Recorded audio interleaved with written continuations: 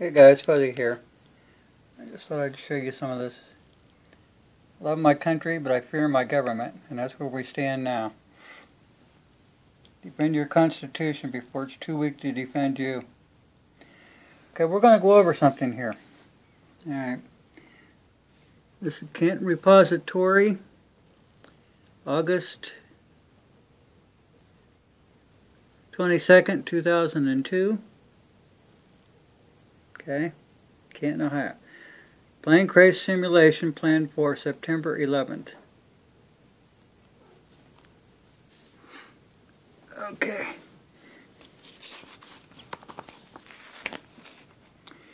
Okay, it says here, in what the government describes as a bizarre coincidence, one United States intelligence agency was planning an exercise last September 11th in which a crazy aircraft would be crashing into one of the buildings, but the cause wasn't terrorism, it was a simulated accident. Okay. There's officials at the Chantilly, Virginia-based National Reconnaissance Office had scheduled an exercise that morning in which a small corporate jet would crash into one of the four towers at the agency headquarters buildings after experiencing a mechanical failure. The agency is about 4 miles from the runways of Washington Dulles International Airport.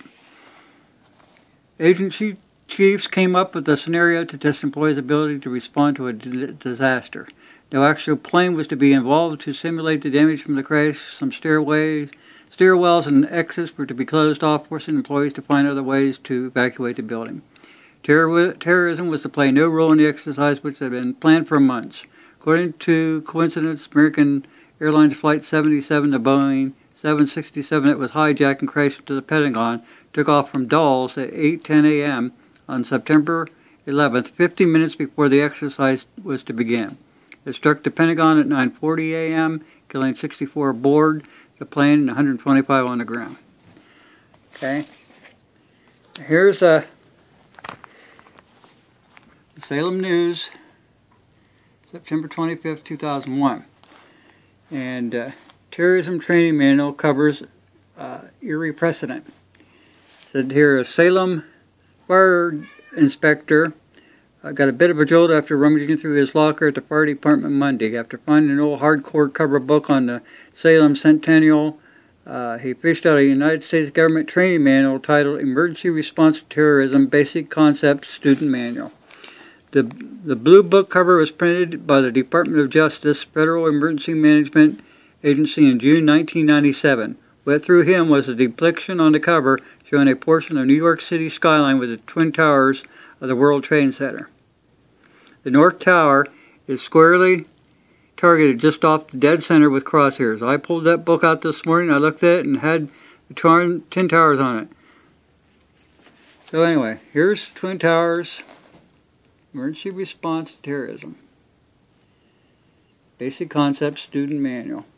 You can see that the Twin Towers are right in the crosshairs. How ironic. Back in 1997, and this happened in 2001. Okay, let's get to another thing. Now, this is American Survival Guide, November 1994. Questionnaire. Would you shoot U.S. civilians? Okay. It says here, in what can only be termed as ominous report, it was administered to Marines on May 10th of this year at 29 Palms in California. The survey was given to Marine veterans, various units that had participated in either Operation Just Cause in Panama, Desert Storm in Kuwait, or Restore Hope in Somalia. A young Marine who was taking the survey managed to secure and retain a copy of the survey. The survey concerns U.S. sovereignty and control over its own armed forces and the ability to delegate that control to the United Nations. It also contains a scenario at the end of which was so shocking it was unbelievable. It says, anyway, you can either agree, disagree, or strongly disagree. And it says, included among those statements in the survey was, I feel the President of the United States has the authority to pass his responsibilities as Commander-in-Chief to the United Nations Secretary-General. I feel there is no conflict between my oath of office and serving as a UN soldier. I'd be willing to volunteer for assignment to a U.S. combat unit under a United Nations commander. I would like UN member countries, including the United States, to give the UN all the soldiers necessary to maintain world peace. I would swear by the following code. I am a United Nations fighting person. I serve in the forces which maintain world peace in every nation in their way of life. I am prepared to give my life for the defense. The final statement on the survey has this other question. The U.S. government declared a ban on the possession, sales, transportation, and transfer of all non-sporting firearms. A 30-day amnesty period is permitted. And at the end of this period, a number of group citizens refused to turn over their firearms. Consider the following statement. I would fire upon U.S. citizens who refuse or restrict confiscation of firearms banned by the United States government. The unnamed Marine forwarded this survey so that they could get an idea what was going on. Here's some of the things that have been going on. This ain't just nothing new. Let's see. Pentagon rethinking maneuvers. Okay. They had some problems. I see a bullet from a live fire penetrated windows of a restaurant, frightening and endangering patrons. In New Orleans, helicopters flew at such low levels that the disturbance from the rotors caused extensive property damage in residential areas. Ray, who heads the Kentucky-based Coalition for American Veterans, says the maneuvers in urban centers have evolved and greater emphasis has been placed on the use of special operation troops since the Vietnam War, and particularly since the end of the so-called Cold War. A retired Marine officer said that in America the parts being played by the police and military are being confused. The police are intruding into military affairs, and the military are becoming civilian policemen. It is a very dangerous concept. Well, I got that right. Let's see, what's this one? 1998. Marine Corps began testing new urban warfare tactics. It says here, as rural people migrate to cities in search of work, populations are swelling throughout the developing world. By 2025, the world's urban population is projected to double what it is now, reaching 5 billion, according to the United Nations Center for Human Settlement, based in Nairobi, Kenya. Birthplace of somebody. 60% of the world's population will live in cities, and 9 out of the 10 largest cities will be in the third world. Okay, that's another thing here. So now this is 2000, right? Yeah. All right. April 10th, 2000. Marine urban training canceled due to an uproar. Residents of Phoenix, Arizona were spared being awakened in the middle of the night by the sounds of helicopters roaring overhead and the sharp rout of automatic gunfire and the jarring of windows and by flash grenades during military urban training exercises. Okay? So, I mean, that was called off. Now, terrorism response plan. January 18th, 2000. Okay?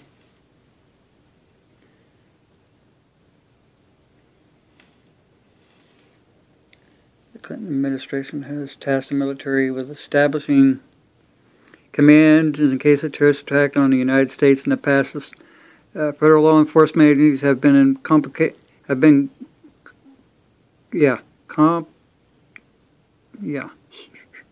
involved in some of the largest terrorist attacks on domestic soil in the United States. Here's another one. Bribery will get you anywhere. A city council member, I better get the date, May 3rd, 1999. Bribery will get you anywhere. City council member in San Antonio, Texas, recently charged that Delta Force, an elite Army Special Forces unit, attempted to bribe him and get his support for anti-terrorist training maneuvers in his district in the city. According to the details, Delta Force faced resistance by San Antonio Mayor Howard Peak and the police chief, so Army officials made an offer to the council members to give $20,000 to his favorite charity. In return, Army officials asked that the council members support when the Army approached the city with plans to commence urban training maneuvers using live ammo in abandoned buildings in the eastern part of San Antonio.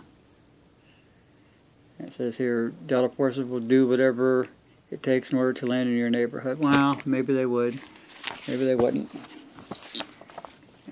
Marines planning an assault on Dayton, Ohio. Salem News, July 30th, 2002. This guy says what? Our city would now specify how many of the 2,300 soldiers in the unit are coming other than hundreds. Another reason for selecting Dayton, there's nearby Wright-Patterson Air Force Base is where the Marines will stay. No training exercises will take place at Wright-Patterson. No one from the base will take part in them, so on and so forth. Yeah, it's a Marine unit fresh from the war in Afghanistan. And they have selected the Western Ohio City for massive urban training exercise, which will feature low-flying helicopters, Harrier jets, and all the sights and sounds of combat. Hundreds of troops from the 26th Marine Expeditionary Unit based at Camp Lejeune will descend upon Dayton for a 2-week training exercise in mid-September. Okay, like I said, this is 2002. But anyway, I just wanted to bring this to everybody's attention. Here's what you can do. It's like a long time ago. Salem News. Gotta get this right. This is August 2nd, 1946. Salem, Ohio. You guys draw a gun in boat battle. Athens, Tennessee is the scene of a 6-hour fight. That's back when they had some problems that were going on down there with the voting, and they decided, well, they were going to change that because these ballot boxes are all they had it locked up, and then they would take the stuff out and change things around. So they decided to take matter upon herself.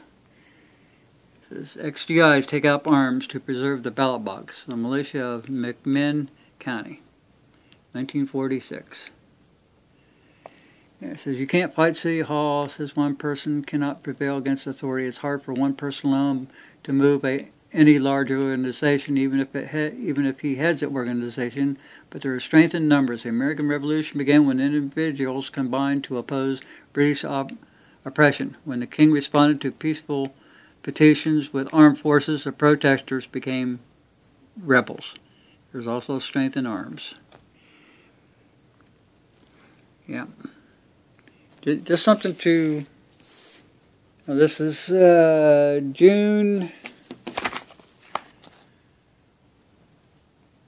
6, 1930. No, June 4th, 1932, and police oust the bonus seekers in the rail yards. Remember the bonus army?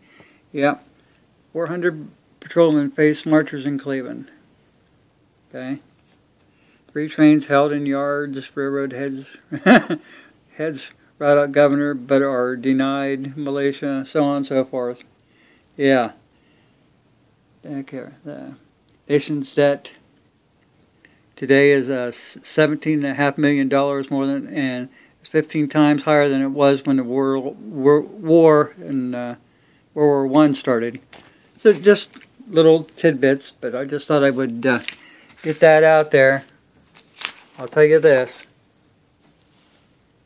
make preparation in advance. You never have trouble if you are prepared for it. And that's words to live by, people. Thanks for watching. Oh.